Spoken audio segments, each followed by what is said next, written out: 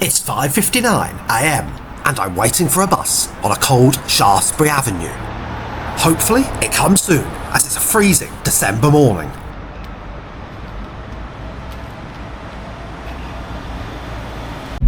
For my regular subscribers, while starting in one of my usual locations, you may have noticed that I have upgraded my camera, so hopefully this will really help on this trip where it's taken for its first test drive. I'm not sure what's going on down there on the pavement. However, it looks like all is okay. And with that green light, welcome to Carl's Travel Channel, where every journey costs less than £200. Please sit back, relax, and enjoy the ride. And always remember, the nearest exit may be behind you. Today we are off on a mammoth expedition with no flying, passing the more comfortable Ritz Hotel. I must say, I am very apprehensive about the first part of today's journey, since it is the longest coach ride I have ever taken, over 7.5 hours scheduled time. I've even made several backup plans to get off the coach and catch a train, should things go pear-shaped, or simply realising I cannot last that long stuck on one seat. I arrive at London's Victoria Railway Station. However, the coaches do not go from here. You have to walk up along the road. Hi everyone, it's 6:30 AM and I've made it up the road to Victoria Coach Station. Definitely not feeling my best after such an early start. At least the hardest part is over now. Well, sort of. I've got a lovely 7.5 hour journey ahead of me. Coffee, of course, is absolutely essential, and I'm off inside there now to go and see if I can find some. Maybe there's a Pret or a Starbucks. Anyhow, so here we go, and let's see what the journey awaits for us. I make it inside. Now let's check on the snazzy departure board which stand I have to go to. A quick pre-departure coffee from the station Pret and some empty sandwich shelves. I wait to board my coach, the NX 426, to Newcastle, joined by a couple of Flixbuses. I will have to try them one day also. And with the two drivers on board, who swapped over at various points en route, we made a punctual departure. They certainly knew how to run a tight ship. As you can hear, the drivers certainly seemed like real characters. Passing the Victoria Embankment, we then head down through Knightsbridge and the sun slowly comes up. Today's service is the NX 426 from London Victoria Coach Station to Newcastle. Departure time 7 AM and arriving at 2:25 PM scheduled. As we begin to make our way out of London, I'm afraid the footage from the coach is on my old camera and not the new one, so it may be a little more jumpy. I still had not yet quite got the hang of operating the new camera, but alas, I'll give it a go later in the coach journey. Whilst for many seeing the sight of fields is mundane, for me living in the centre of London, it's always a nice pleasure to see now and then. With the journey out of London being one of the slowest parts of the journey, and feeling a bit tired and weary, this is certainly one of the most gruelling bits of the journey. We turn off the motorway onto this busy slip road, ready for our first stop at Milton Keynes. A DFDS truck just passes us to the right, another clue for later. It was around this time that I really started to have doubts as well as to whether I would make it all the way to Newcastle on this coach, so I started doing a frantic train search on my phone for backup options. After surviving the traffic jam with no real delay to the bus's schedule, we then arrive into our first of many stops for the day, Milton Keynes Coach Station. And then yes, we depart again. We didn't wait around too long.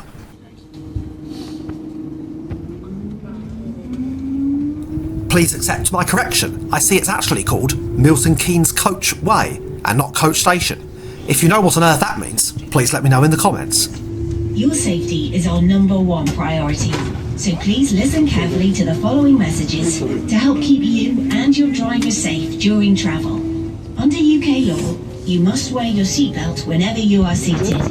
Please note that children under 14 are not permitted to sit in the seat next to the emergency exit at the rear of the vehicle. An assisted travel seat is available at the front of the coach. Priority is given to wheelchair users or other assisted travel customers, so please be aware you may be asked to move seats. A time for a look at the seat on the bus. Seat number 2A, of course. The best one. With all this extra legroom, it's reservable for only a £3 fee, worth every penny. The only thing you get in front of you is this big black bag of trash. We can also see that we're tailing another National Express coach, journeying its way up to some northern reaches. Here we are passing Sheffield, far off to the left, and whilst this is actually listed as a stop, we didn't actually stop there, so that was a good bonus. Here is the famous Meadow Hall shopping centre. We then approach the towers and sights of the big, beautiful city of Leeds. Making it into the Leeds coast station at approximately 11:15 AM and heading out at the time on the screen now. The bus to the left here is the famous Leeds Harrogate bus, which a lot of YouTubers have done and is regarded as one of the best services in the country. Your hands thoroughly after use. A reading light and an individual air vent can be found in the panel above your head for your convenience. When you arrive at your destination, your driver will leave the coach first to help disembark all customers safely. Please take care when leaving the coach. Use the handrails at all times. On at least several sections of the trip, we ended up tailing DFDS trucks, which I thought was quite coincidental for the journey ahead. Once again, I'm really appreciating the extra legroom here on this very long journey. And as it says on the sign, welcome to the glamorous Middlesbrough bus station.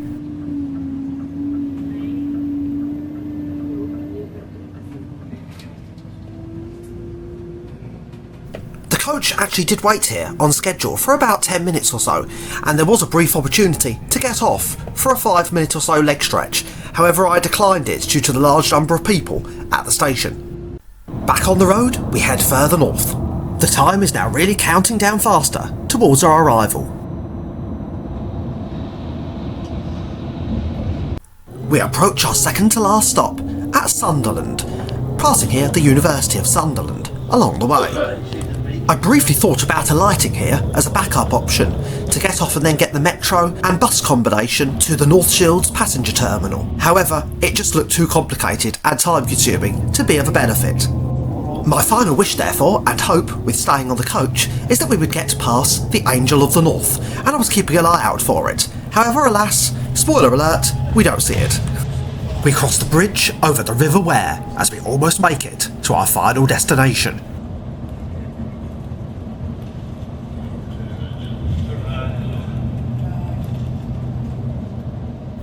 And yes, this is back on the old camera.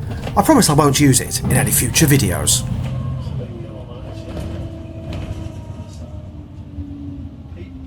As we finally cross the River Tyne into Newcastle, it's time to sum up this coach journey.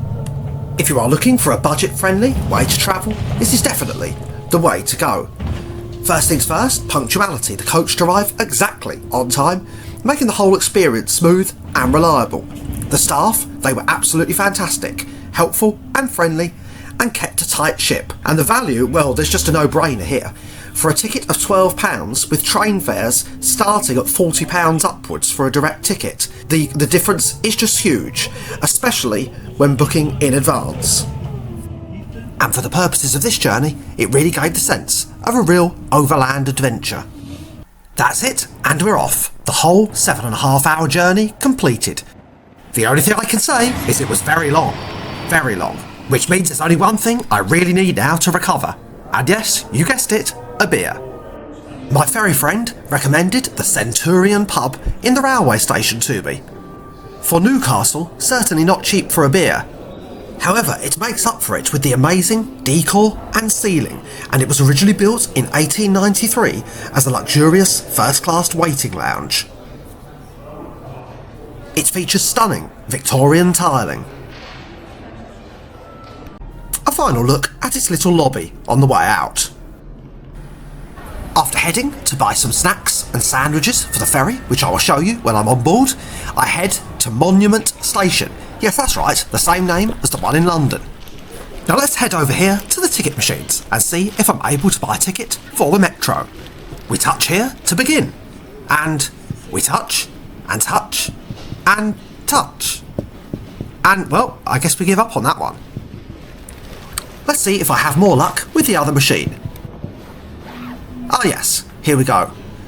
So, to buy a ticket, you just select, first of all, the 2 station zones you are going to. So in my case here, is looking up above at the route map, and we'll be travelling from Monument, which is in Zone A, to Meadowwell in Zone B. It's A and B. Oh dear, these buttons do not work very well. Luckily, that's accidentally but correctly selected an adult. And I want a single ticket. So the total fare is £3.80. So we just click pay, and then hopefully I can get my card out, and that's all done. I clearly spoke too early. These machines definitely do not like me at all. Time to get my card and hope for the best. Finally, I did make it and bought the ticket. So here we go down into the station.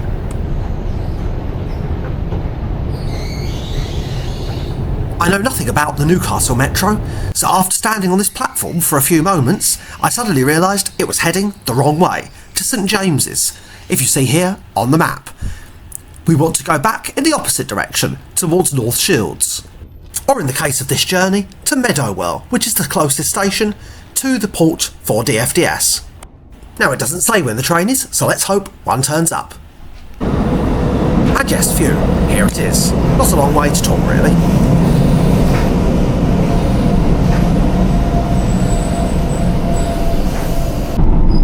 Now on board, one thing that's very important to point out is DFDS do offer, for a small fee, I think it's £6, a transfer bus from Newcastle station to the ferry port, which is direct and much easier than this option.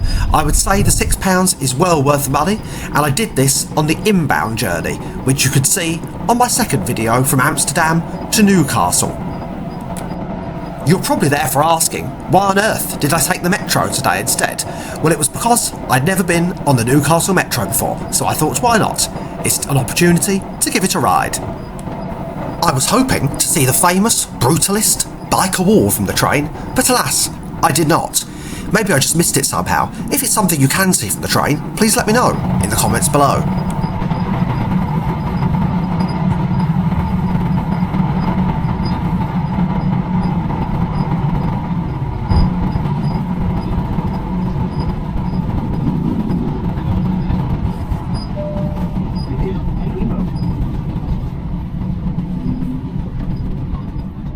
An interesting intermediary stop here at Hadrian Wall. I had no idea that it went through Newcastle.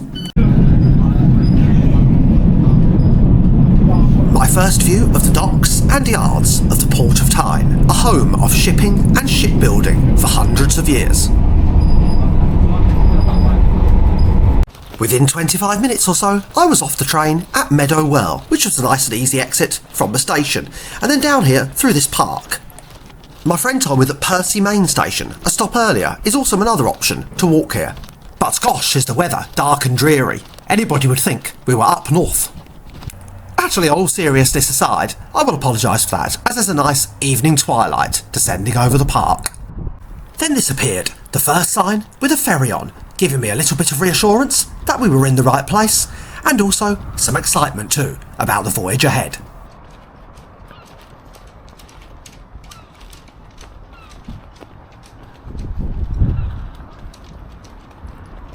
So I made it to the entrance of the Port of Tyne International Passenger Terminal. I must say, however, the ferry looks nowhere near in sight, and certainly a long way from here. I wonder how much further I have to walk.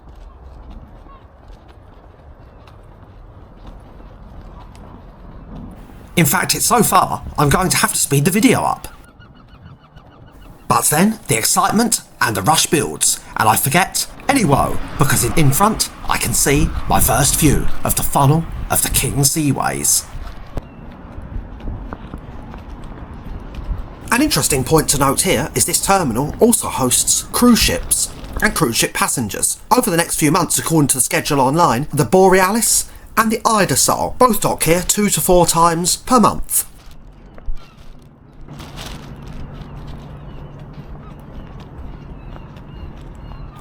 I then make it to the DFDS ferry terminal, the Port of Tyne. Now, they don't like filming inside, according to Steve Marsh's video, so I will see you on the other side. Security was very quick and easy, I must add, and there's this strange conveyor belt system up the gangway. It wasn't so good on the way home, however, but you'll see that in the next video.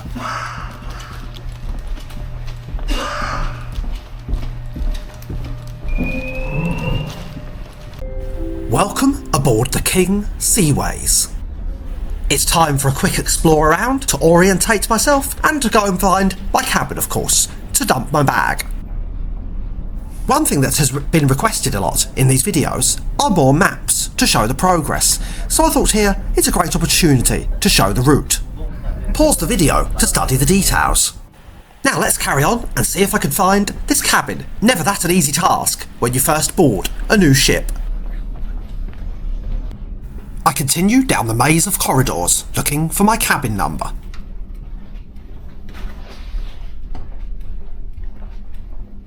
And let's hope my key card will work, as they are notorious for being unreliable on ferries and normally require 1 or 2 attempts. And here we are, just here on the right. And alas, phew, the card works. The cabin is nice, clean, fresh, looking and smelling. One nice and slightly unusual touch is the blue seating sofa on one side. Usually these cabins just have 2 beds. And an easy to use light here at the end of the bed. We have a look in the bathroom, and the usual facilities are provided with the wash basin and toilet all spotlessly clean. From watching my other videos, you know the next thing I do once I've left my bag in the cabin. Yes, that's right, I head up on deck. But sadly, I was a little bit too late this time. I found the bed too comfortable, and already it had gone dark. As you can see to the right here, not all of the doors and access points are yet open. Let's have an explore about and make our way slowly down to the stern of the ship.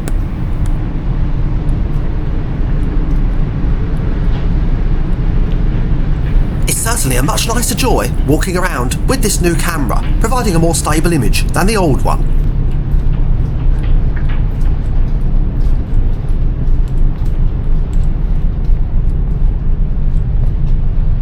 The lifeboats all seem to be correct and present and in good form, which is always good to see.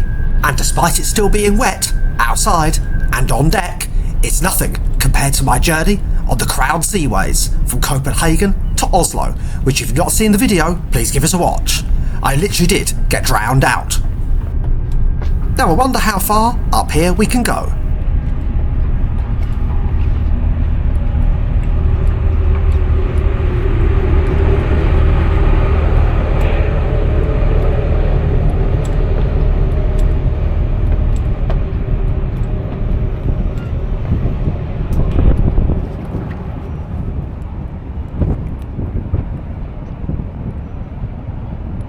I make it down to the stern and the helicopter winch area, and let's go and have a little view of them finishing up loading the last few cars and vehicles into the ship. Maybe not. There's not much sign of any activity down there whatsoever, so I'm guessing it's already loaded and ready to go.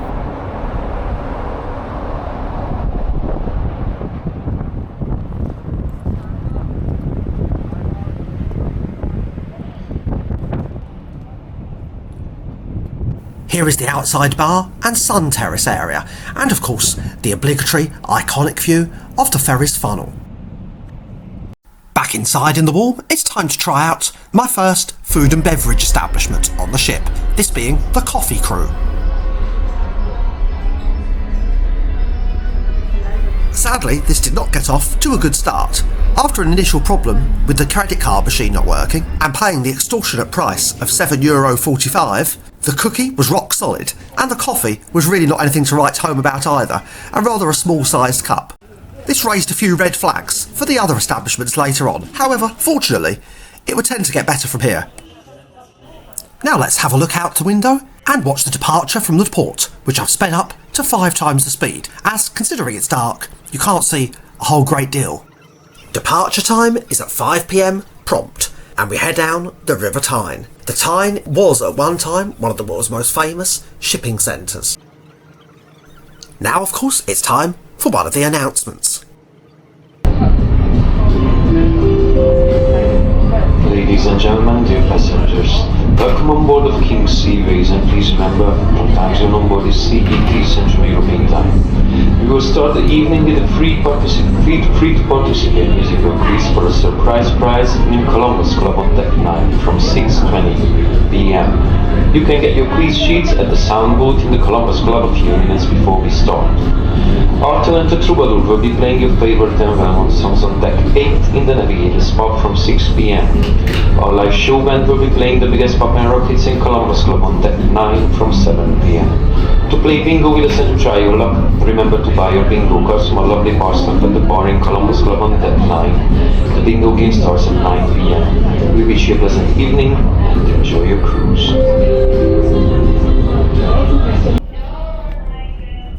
One feature of DFDS ferries is they always have models inside of their classic historical boats. This is the early 1913 ship, the AP Bernstorff, a DFDS vessel which operated from Esbjerg to Harwich. She sailed this route from 1913 to 1914, and then the First World War came, and then after the First World War she did it again from 1919 all the way up to 37. The next vessel is the much later Kong Olaf. Delivered to DFDS in 1968, she sailed the Oslo to Copenhagen route, where I went myself a few months ago, and you can watch the video of that on my channel. She stayed in service with DFDS on this route until 1983. It's now time to head to get my dinner, as I'm feeling hungry, and on the subject of time, this is another important thing to point out when on board, that the onboard time as explained on the sign is in Dutch and German or Central European time. This is particularly important if you have pre-booked a meal on board, because if you go by British time, you will be there at the wrong hour. Now, as explained earlier, I went to Tesco in Newcastle before boarding the ship to buy a few packs of sandwiches, because I thought, well, it's much cheaper than paying the huge £25 fee for food on board. And so, here we go. My 2 lots of sandwiches to keep me energised for the night, and any beer I consume soaked up. After the food and little rest, it's time for a night out. Well, how do you have a night out on a ship? Very easily. Let's see what we can find. Just around the corner here, I go to my first port of call, the Navigator's Pub.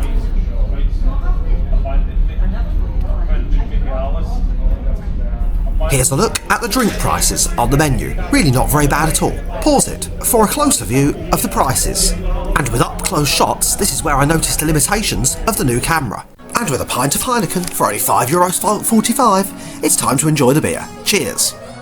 From here at the Coffee Crew, in this area of the ship, I've sadly had to mute the video due to very loud music playing, and I don't want to risk triggering YouTube's copyright rules. However, now it's getting late at night and people are going to their cabins, it's a good opportunity to look around the public areas and take in the Scandinavian style decor. You can see here the names of the various venues on board. And of course your sport for choice with recycling bins. And a cool but very nice feature to see on board a ship, yes, a Christmas tree. Well, of course, it is Christmas. It was then time to check out the final onboard facility of the evening, which I was excited about. Yes, of course, the Columbus nightclub, something common to pretty much all DFDS ships. The onboard band were in full swing, and it wasn't hugely busy. However, I must point out that it's generally a lot more busy on the outbound sailing to Amsterdam as opposed to the other way around, when everybody is tired and parted out from their trip to Amsterdam. The onboard band and entertainment, however, is very good, and so are the friendly staff at the bar. With the night out done and a few beers consumed, it's time to head back to my cabin via a stroll on deck. I do like the look of these interesting revitalisation pods, although alas, I never actually got to try one in the end.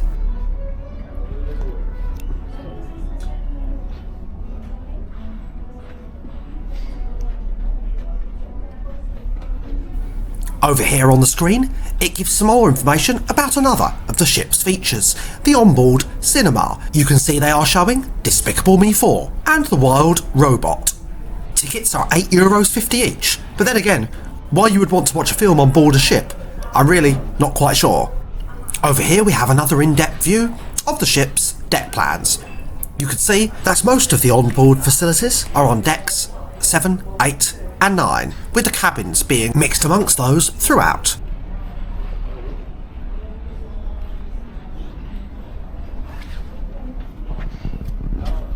If you have travelled on many ferries, you will know that the doors between the inside and the out are never that easy to open. Actually, this one was surprisingly good. It's time for the obligatory midnight stroll out over the North Sea to work off some of the beer before relaxing down in my cabin.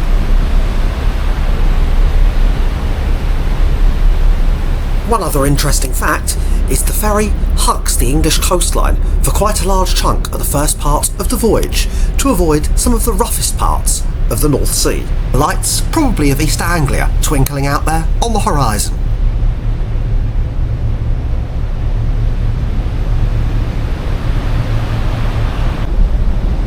Well, that is me done for tonight, out here in the bracing wind and fresh air of the North Sea.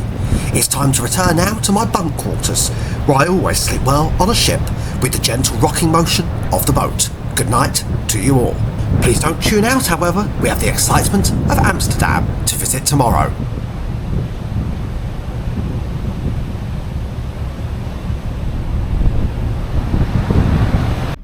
Good morning from the King Seaways. And ouch, it's 5:57 AM GMT time, and I'm already up and about, so I guess, well, let's have a stroll and head to find some breakfast. Now, which way do we go?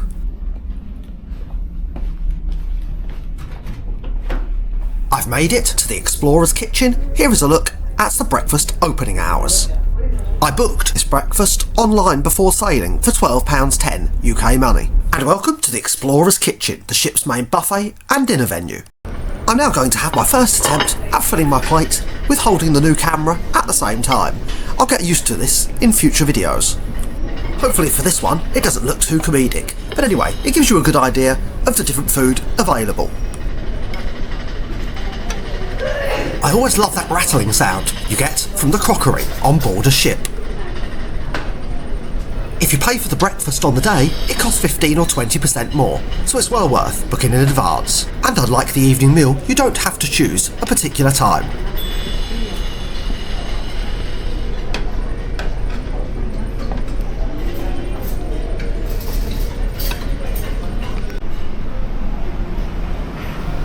Orange, apple juice or water is available from these vending machines.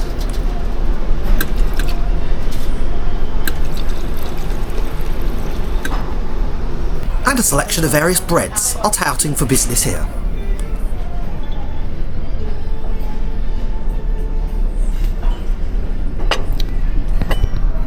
It's time to enjoy the full cooked on-board English breakfast, and the milk in the coffee is certainly a lot better than that on the King Seaways in Copenhagen.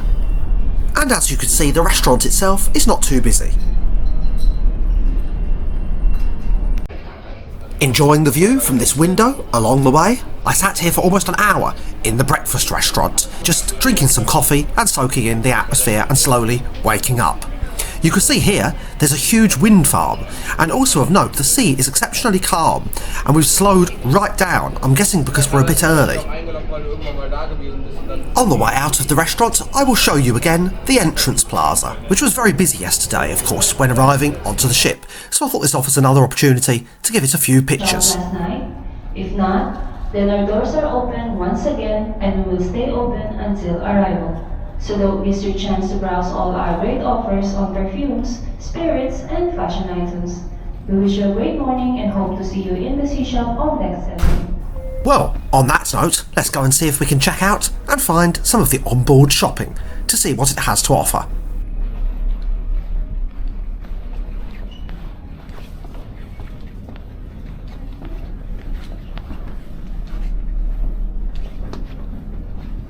You can see the shop's opening hours on the screens here.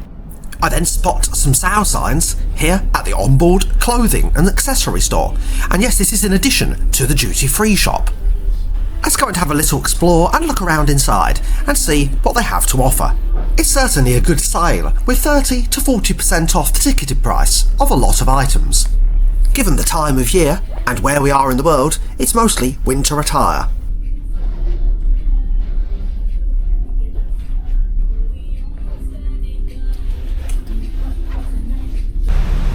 I'm now feeling like I've got a bit of a food coma after that big breakfast, so I'm going to take a stroll around up on the decks and work some of it off. This also presents my first opportunity to explore the decks of the ship during the daylight hours. Since 1987, the King Seaways has been a familiar sight on the North Sea, transporting passengers between the UK and the Netherlands, but its story goes back even further.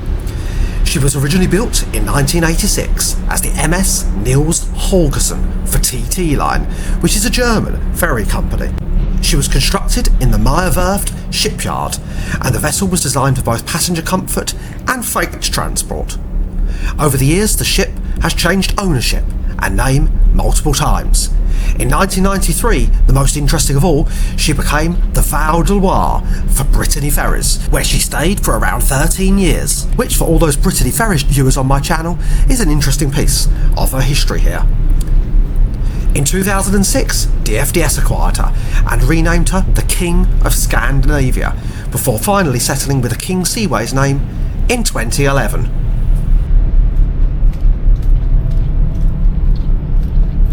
Have you ever sailed on board her yourself, either with DFDS or, in the past, with Brittany Ferries?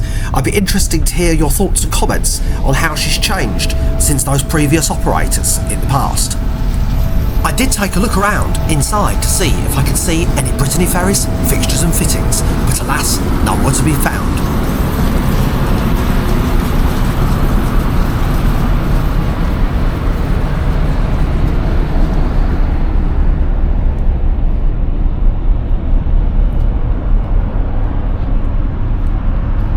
I finally make it all the way down to the stern and looking at the ship's wake and these interesting little balconies below. I'm not sure where the flags have gone, however. They seem to have been taken down.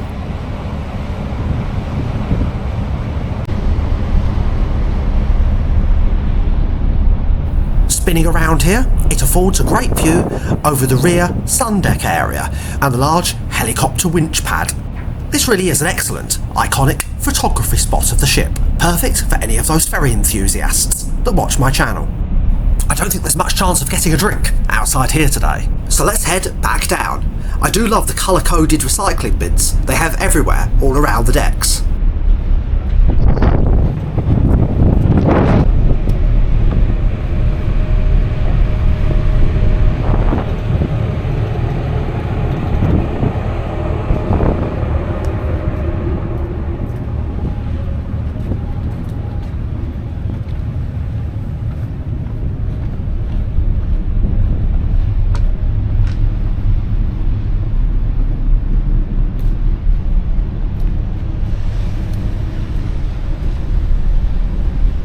Of course, the classic obligatory view of the ship's lifebelt.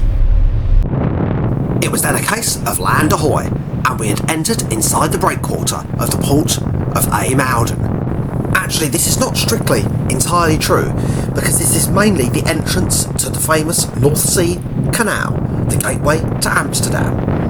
The canal stretches 25 kilometres from Amsterdam to Amsterdam, and is a vital maritime route through the area.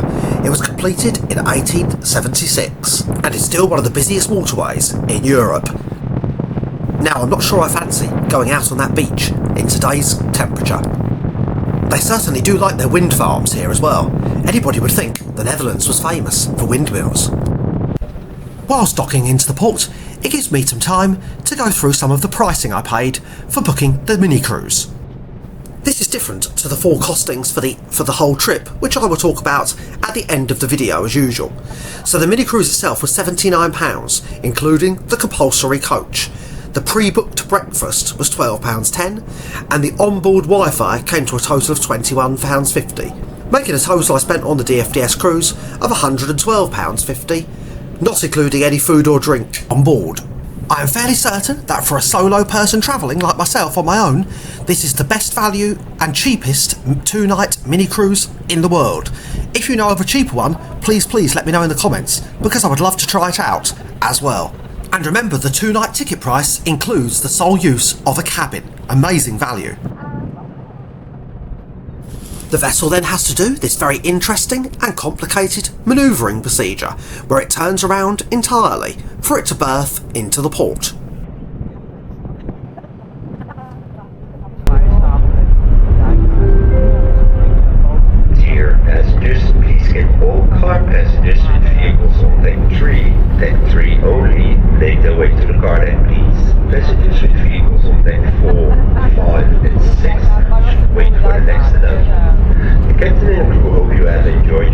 voyage. Thank you for choosing DFDS and look forward to welcoming you aboard with us again soon. Wow, it's bitter and windy out here, but I love seeing the birds circling below, over the ship's wake, presumably looking for fish.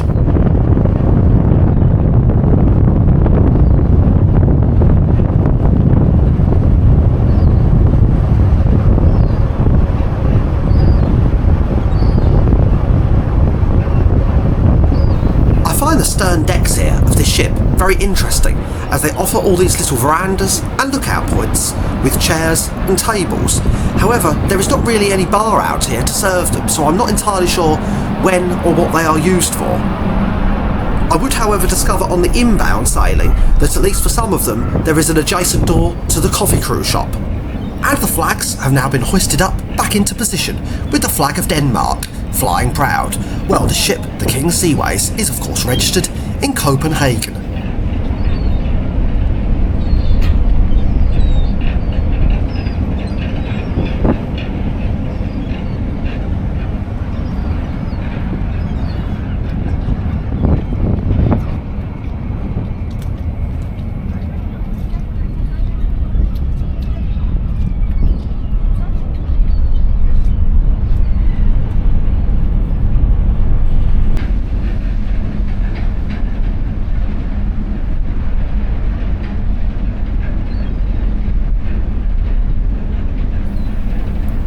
And as we're almost near to arrival, I can say welcome to the Dutch port of IJmuiden, a bustling port city on the Dutch coast, where industry, fishing and travel come together to the gateway of the North Sea. It's located on the mouth of the North Sea Canal, and IJmuiden has been a key maritime hub since the late 19th century. It was developed as the main access point to Amsterdam's port, and quickly has become a centre for fishing, trade and passenger transport. Today, IJmuiden is home to one of the Netherlands' largest fishing harbours, as you can see here, as well as a key terminal for cargo and energy industries. From fresh seafood to the offshore wind farms that we just passed, the port now plays a key role in both local and international trade. Let's have a quick listen to one of the final on-board announcements.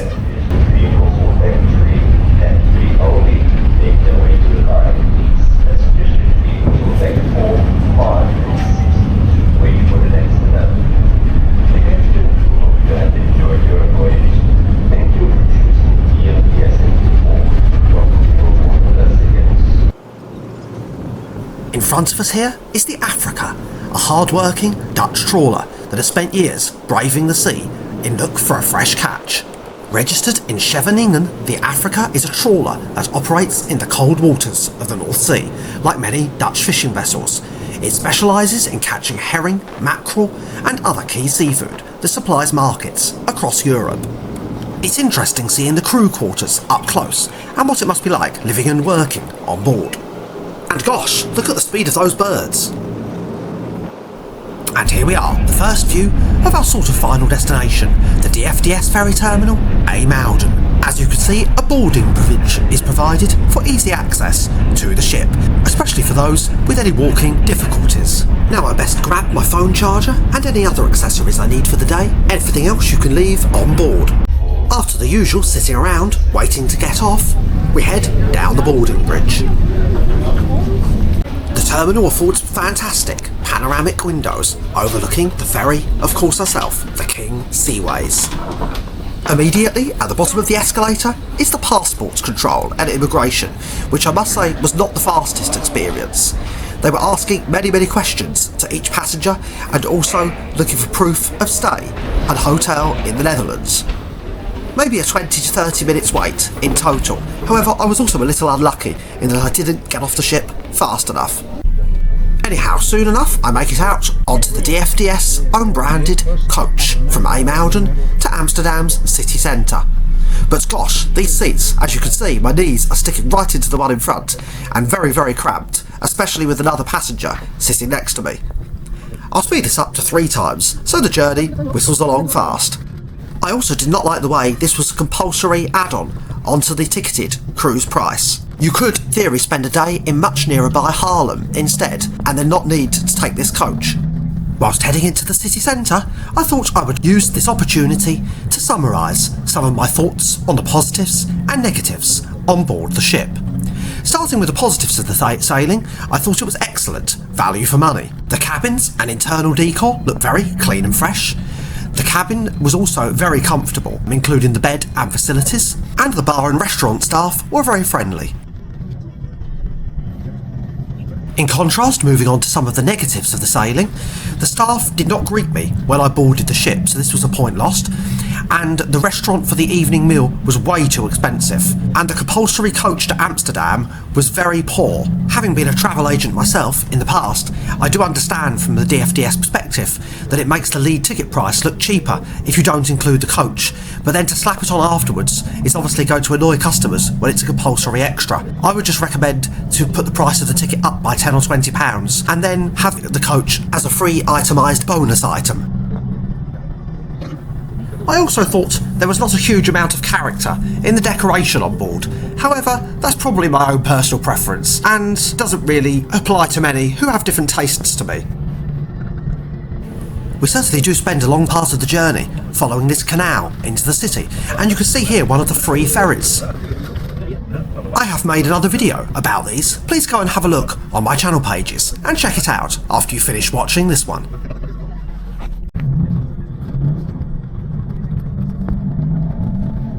But for now, as we head along the side of the North Sea Canal, enjoy the ride into Amsterdam. I'll resume the commentary as soon as we arrive there to show you the important arrival and pickup locations of the DFDS coaches. Compared to the old camera quality on the National Express coach yesterday, you can really see the difference that this new camera has made on this journey here.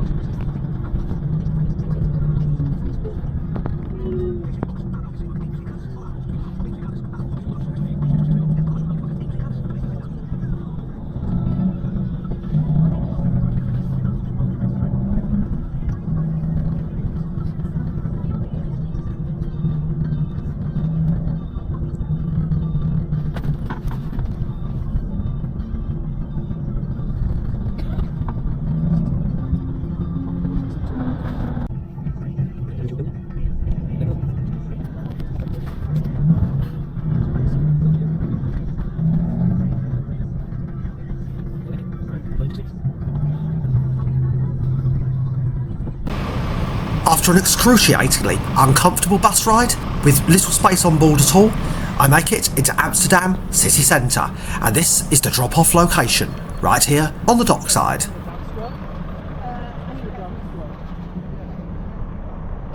From here it's around a 5 minutes walk along the harbour front, or the side of the River A as it's known, to Amsterdam Centraal Station. This is the exact spot where I will record my Amsterdam Ferry video on my channel. And a great look at the excellent, amazing architecture of Amsterdam Centraal. As you can see, the roof is absolutely incredible, with the letters of the word Amsterdam written across the top. Now let's go through inside and head to the city centre. Inside the station is a really useful and conveniently located shopping centre, which provides all you need to refuel yourself for the inbound trip, such as charging your phone and sandwiches, food and drinks for the day and for back on the ferry later. But for more of Amsterdam, you'll need to wait for another video. Total costings for the trip are as follows. The National Express coach was £12, plus the £2.50 seat reservation fee. Newcastle Metro £3.80. DFDS Mini Cruise £79, and the onboard Wi-Fi at £14, bringing total cost for today to £112. And with that, thank you for watching Carl's Travel Channel. Please like, subscribe, and as always, I'll see you on the next one.